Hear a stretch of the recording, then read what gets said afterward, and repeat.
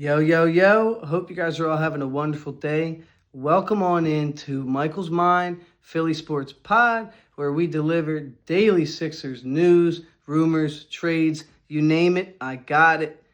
Now let's deep dive into this video, all right? Yo, yo, yo. All right, now that we in here, you already seen the title of the video. We're talking Sixers draft.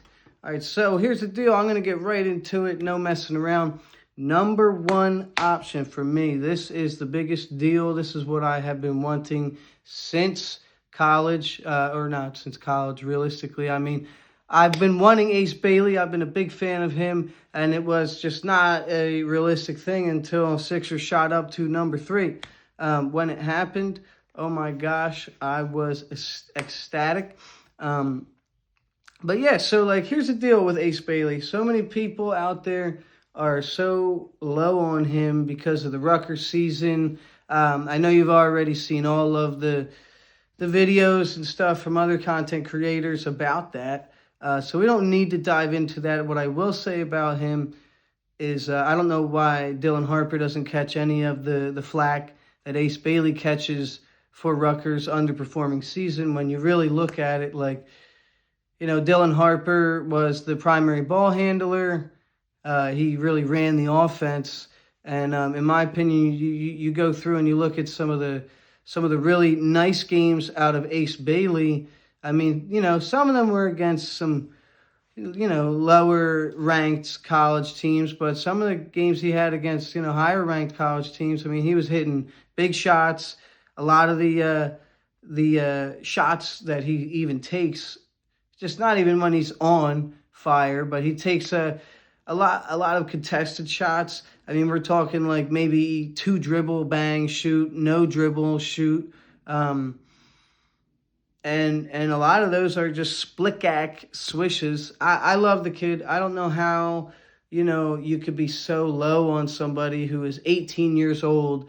I mean, yeah, look, who cares? After the combine, his measurement dropped 2 inches because they measure without shoes on. I don't know. Do you guys play basketball without shoes on? Because I play basketball with shoes on, so I don't know why we would be talking about people and their measurements without shoes. So to me, that's ridiculous. The guy's a stud, and if he goes to the right hands, you develop him. In like 4 years, this guy will be a monster, okay? So that's my thing. Ace Bailey at the pick number 3. That's dream scenario. You don't need to move anywhere. You don't need to trade anything unless, and you may have seen my other video. I don't know if this one's coming out beforehand or not. So we will see about that. But in that other video, I discuss potential, the Suns jumping up ahead of us, trading Kevin Durant to the Spurs. And really, that's just one specific scenario.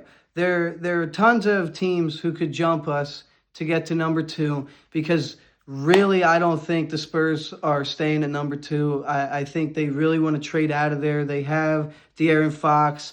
They have another guard that they picked, and they're really high on. I'm blanking on his name, unfortunately. But yeah, so like they don't need Dylan Harper. They probably want to go ahead and get either a superstar or maybe they want to just like stockpile on some picks because they're still developing Victor Wembanyama. But that's what I'm saying. We're not here for the Spurs. I ain't a Spurs content creator. We're here for the Sixers. But yeah, so like you stay at 3, you're pretty much going to get Ace Bailey unless something like that happens where a team jumps up and grabs him. And this is going to be a short, quick video because really that's all I want to happen. Another thing we could do I have here is trade back. So trading back, I would prefer, and this is where it goes off the board, okay? We're going to go a little further back if we trade back in my mind. I'm going to make that clear, saying I would want to go further back than most people would be comfortable with going back because, if you're trading back to the second tier guys, I go Kaman, and I cannot say his last name, so bear with me. It's like Maluak. I think that's how you say it, but like, go ahead and gut me in the comments for how brutal that was. But yeah, man, I mean, the only question mark I have about him is like what we just experienced with Embiid. I will say, though, Come on's free. And I love that, by the way. That would be so fun to just be saying, come on. But yeah, like his frame compared to Embiid's frame coming out of college, like, come on. He really was, he is that larger frame, and he can do a lot of the things that Embiid can do. Whereas Embiid had to like bulk up. And I think that's like primarily his injury problem was, just putting on all this weight, way too many pounds on those knees. I mean, how many seasons in a row have we seen Embiid, just sluggish, grabbing at the knee, and he's wearing a knee brace and stuff. So like that, I think was one of the biggest demises to Embiid. But like I said, and as you guys know, we're getting off topic already. Come on, I don't think has nearly as many of those problems, and he's not coming out of college with a broken foot. He also played high school ball, which Embiid did not.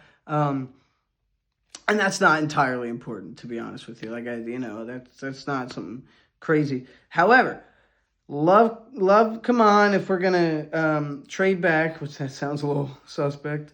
Anyways, the only thing is maybe you're scared of an Embiid 2.0, like I already said, but I don't see it happening because he could jump out the gym. He has insane intangibles, insane measurements, and he can shoot a little bit. Now, we're not talking about like a crazy clip from three, but enough that you're not comfortable with leaving him open out there. And the middies decent, but like I said, a lot of the times, these guys are young kids, so we're going to be watching them develop, and you never know what he could become. I think that if we're trading back, I'd prefer him. Do not want Con Knipple. I'm not, like, come on. I'm not about that. I really just, like, if you're trading back for that, like, in my opinion, he's older. Like, that is just a trade back to get a player who you think can contribute to a championship roster, which Daryl Morey, this is like a PSA to you. No kid you're going to draft ever is going to contribute to a championship roster year one. It just doesn't work. It doesn't happen. Like, there are number one picks that come out and, like, they're supposed to change the franchise, and that franchise doesn't go to the playoffs for another couple years. Drafted number one. And we're talking about drafting somebody at like 6 or 7, and I'm out on that. If you're drafting in this lottery, you are drafting to get a difference maker down the line, somebody who is going to change the trajectory of your franchise. You know what I'm saying? That's not Con Knipple. I would take Trey Johnson. It's just you get into stuff that I talked about in the first video, like, you can't keep getting these guys who are the same position, similar body type, everything. I mean, like, I would take Trey Johnson. If we end up trading back and we get him, like, all right, cool, you got a generational shooter. I like that. I like that. I don't love it. I like it. I would take it, and I could really talk myself into it, as we're going to see a lot of these guys. I'm going to end this video real short, but VJ Edgecombe, nah, man, nah, that's not for me. It's just not for me at all. Another guard, a guy who, like, not to be rude, is just, like, not flashy like that, and, like, you need somebody who is going to be not flashy. Like, I'm not, saying, like, there are tons of players, like, think about Tim Duncan. Like, he was not flashy. I would have loved to have a Tim Duncan in our lives, you know what I'm saying? But anyhow, I just don't see VJ Edgecombe as this transcendent kind of player like I do Ace Bailey. And I also, before I end this video, before we get out of here, I always want to remind you guys, like, I'm not the Messiah. I don't know everything.